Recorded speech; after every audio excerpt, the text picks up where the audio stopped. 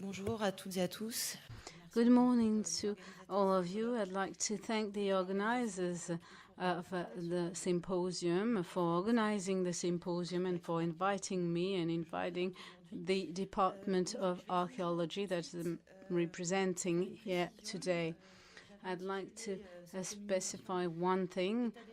I mentioned taking stock of the legal situation, but finally this is not going to be about a law as it is implementable to humans. This was done by Marie Cornu and Vincent Negri this morning. They wrote on this topic. More recently, we also had the work of Ganela Cabanis de la Torre, a young curator who worked on the corpses of fighters during the Second World War. So now I'm going to aim at giving you information on the current affairs at the Ministry of Culture and especially by the Department of Archaeology on dealing with human remains and archaeological law.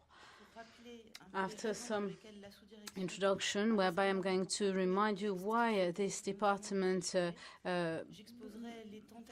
proposed a draft on these issues, I would like to give you an overview of what's happening in this field and give you an avenue for the solutions of the problems that are coming up currently in the context of existing law. Aborder la question du droit applicable. Dealing with a law as it is implementable to humans questions the relationship between public authorities, the state, and the dead. In this field, there are sovereign areas where the public authorities are in charge of the dead. For instance, the funeral and burial issues or process, the sanitary measures when handling corpses. Another sovereign field is the issue of justice and the identification of bodies, which is clearly framed by law. Nevertheless, there are some other actions that the state hasn't legally comprehended, and that's the case for archaeology. Now, human remains in an archaeological context have specific characteristics that I'm going to remind you of. Sorry, this might be obvious, but I think it's just to set the scene. We agree that undeniably they are part of the daily routine of archaeologists when carrying out excavations. Then they lead to scientific research. They are part of preservation and storage areas such as deposits, study devoted areas. So they are part of archaeological heritage as it is defined in the law. So we have here the Article L5101 of the Heritage Code, which mentions that all remains, goods, and other traces of humanity and its existence are part of this heritage. So there's no doubt that human remains are part of this definition. A third characteristic,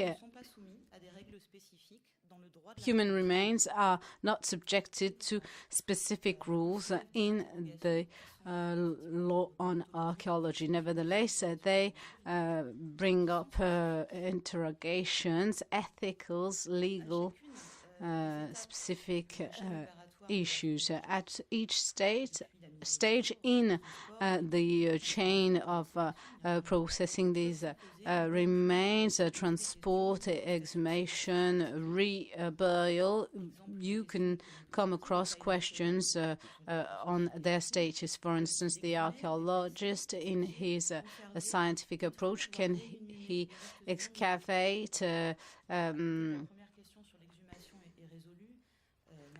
move, study, preserve, destroy, or rebury such human remains? And when archaeological work is carried out. Well, some aspects have been mentioned by my colleagues, so I'm not going to get back to them.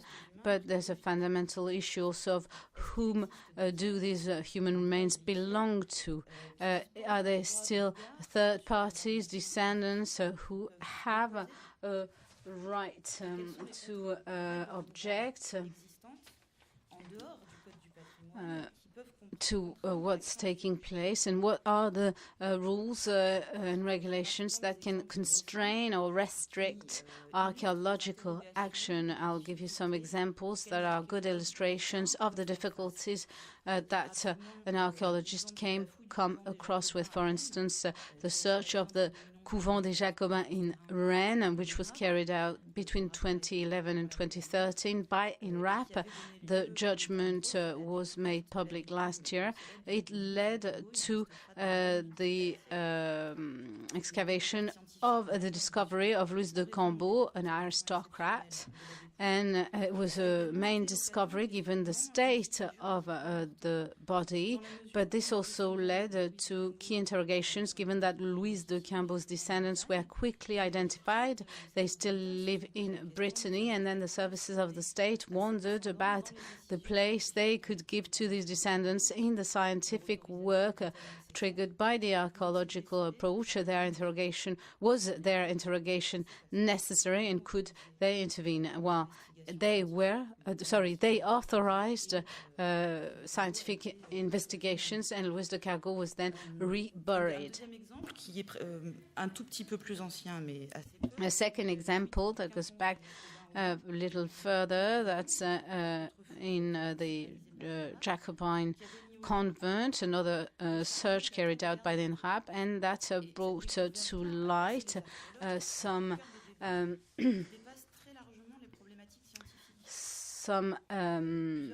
mass graves dating back from the Vandalian wars, and the question came up of the opportunity for collective authorities or for an association passionate with history to resort to the right to repatriate the bodies of people who were part of the history of this collectivity. These questions are not that frequent, but they have to be solved because they can trigger strong reactions from our fellow citizens, from the press. Archaeologists, legal experts do express the need for standards to answer these questions. Nevertheless, setting up a legal framework is not that easy, and it's only progressing very slowly.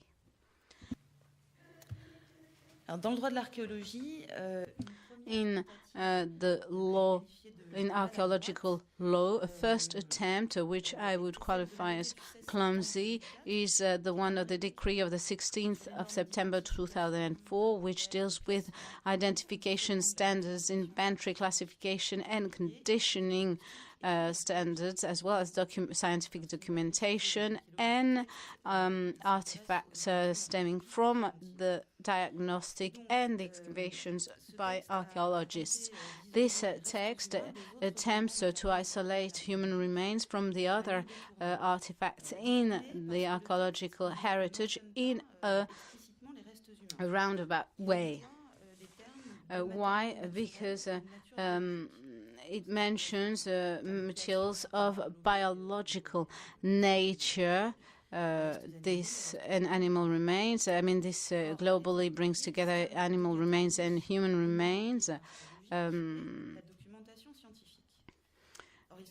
This is about archaeological materials and scientific documentation, but these materials are classified and stored in, under the documentation category, a category where we find the elements produced by the archaeologists, photographies and others, but not elements that were excavated, such as artifacts. So there's a problem here. First problem, what you have to keep in mind is that this provision aimed at mainly at having a natural materials, that is human remains, avoid the sharing out rules that were applied to artifacts. It is clumsy because it relies on a very restrictive definition of archaeological material. A decree doesn't have the same this arrêté, this ruling, doesn't have the same value in France as a decree. It's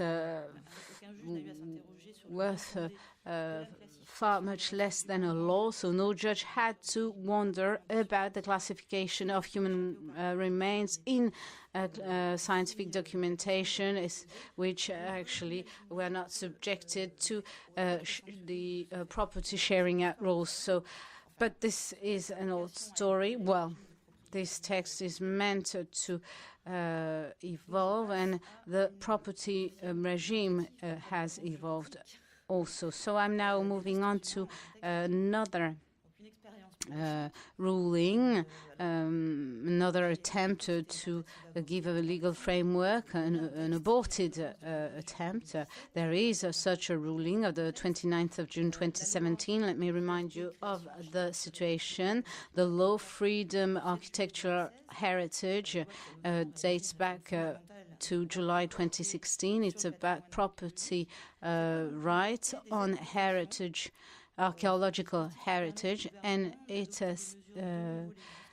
mentions a setup which enables for the adoption of legislation through rulings.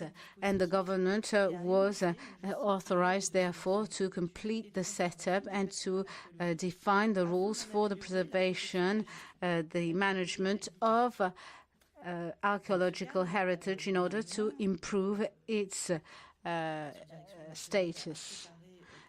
The Department for Archaeology prepared a project that had to be submitted to the Council of State with several provisions on the specific topic of human remains in the archaeological context. In this project, the one that was presented to the Council of State, several provisions had to do with our topic.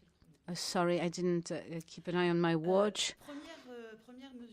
Well, first action, the ruling was setting a definition of human remains in the archaeological context, and they were qualified as anthropobiological remains. This follows several works organized within the department, and the objective was first to distinguish human remains in the archaeological context from human remains in general, because they represent scientific heritage as well. And the idea was also within this archaeological heritage to distinguish human remains from other archaeological material. So that was why there was a need to find the right words. It was also about reasserting the impossibility to get ownership of these remains.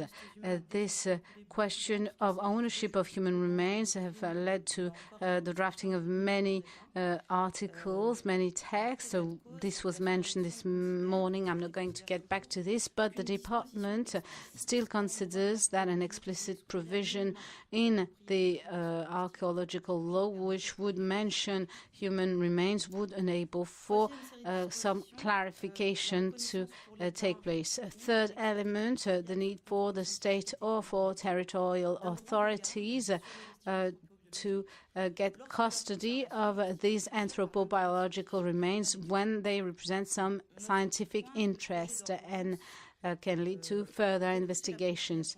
This ruling was about fighting private property and avoiding to mention public property. So there's no need, it was rejecting private property, but was only mentioning custody for the state or public authorities. This is a way also to avoid getting in trouble with museums, as there was an issue there. third series of provisions, the introduction of a waiver, so to say, to enable the transport and the processing of these remains so that they can be authorized to deal with these bodies, because for the moment it's only funeral services that have the right to transport and deal with these corpses. And there was a provision which was also about the right holders or the descendants. This is more about the human side maybe than a legal side. It's the ministry, nevertheless, that's in charge of the general code for territorial authorities, where you have the provisions on burial law, on burial regulations, and as a part of these consultation processes, the opinion that came out was a unanimously positive opinion on this text. So this is to say that we had made progress on a project that was satisfactory to most of the stakeholders. But the analysis of the Council of State wasn't exactly the same as ours. It was led to actually take apart from this ruling these provisions. What do I mean by taking them apart? Well, it's they're dealing with them separately. They were withdrawn. The Council of State paid attention to the issue of procedure, and there's a note of case law that's mentioned by the advisory body of the Council of State, which mentions that the authorization field mentioned was drafted in such a way that it excluded human remains. What happened is that the initial draft law that the government presented to Parliament, which became the L4, had a provision targeting specifically human remains. So we had two approaches, one general one on archaeological heritage and its approach, and one specific on human remains. And the government didn't adopt this second specific item, and the Council of State decided that the fact that the Parliament had cancelled this, we couldn't rely on the global approach to deal with human remains. So that demonstration couldn't be contradicted, and the Council of State regretted to, well, that's the impression we had, but had to withdraw this part from the ruling. Therefore, the ruling of the 29th of 2017 only has general rules to do with the excavation, the conservation of archaeological heritage. Nevertheless, they were unanimous in thinking that the topic is not clearly defined by the law, and that a debate on this topic is bringing up ethical, scientific issues that are key. This is in its case law note. Therefore, a debate, a discussion is necessary, and its outcome is very much expected. What's important here is that it fits in a more global vision of the topic. They wanted to warn us that there was the archaeological aspect, but even more so the cultural heritage aspect, and they wanted to question the doctrine here, because the Council of State mentions that the provisions on human remains in the Civil Code is mentioned in the first book, which deals with people, and not in the next books, which deals with goods and property. Therefore, the question of human remains remains a real issue. A normative job remains to be achieved. I have 2 minutes left. No, 1 minute. All right. And now, to be just a little more positive, we can say that nevertheless, the discussions that took place around this draft law made it possible to clarify a certain number of notions. I'm going to be very quick. As for property, I thought that the issue was clear, but and I remain with the definition that Marie Cornu mentioned earlier on, but the Council of State or some of its members have a different reading and says that the civil code, as it is worded, enables for the ownership of human remains or anthropobiological remains to be objected. So the notion of these anthropobiological remains, well, it doesn't exist in law, this notion, but we use it amongst ourselves. These are archaeological material that is not like any other, and there is a right of custody in the interest of science. There's also a need to clarify the notion of heir and the notion of person who provide with or deal with the burial of the person. There are limits in time, of course. But this notion of heir or right holder, well, they shouldn't be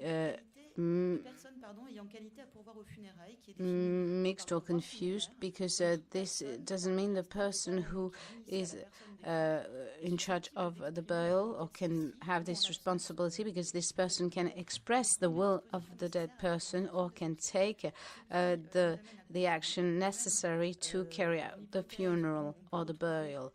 In the hypothesis,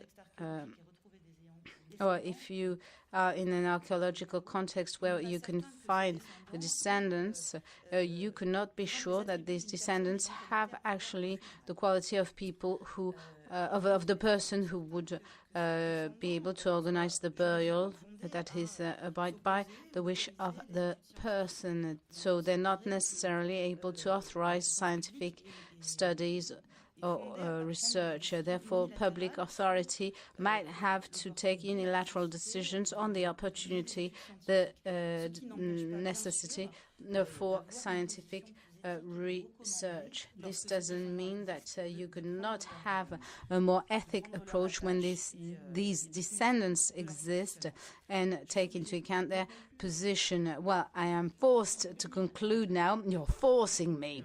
You're forcing me to conclude.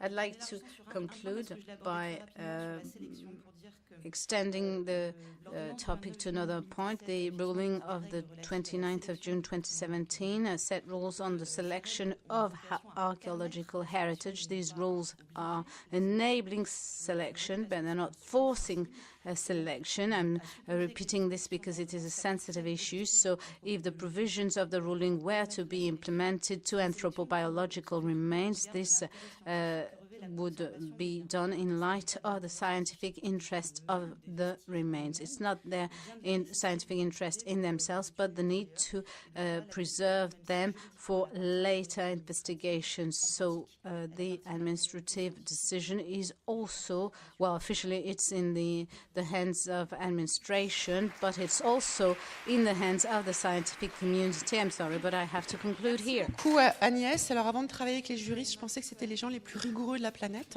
Maintenant, je sais que ce sont les plus bavards. Ah, oui, ça n'empêche pas ça n'empêche pas la rigueur, mais comme ils ont beaucoup de choses à dire, tout à fait passionnantes, voilà.